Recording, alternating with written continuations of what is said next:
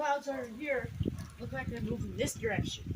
But I'm pretty sure from what I remember, you can't really see it right now. The clouds above are moving in a different direction. Might have been this direction or this direction.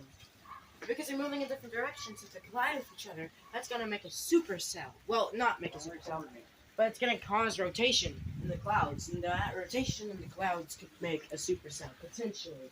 And that supercell could make a tornado if it's rotating.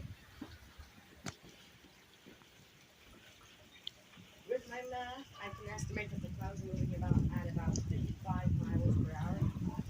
Because that tornado, that moved 2.6 miles in 5 minutes.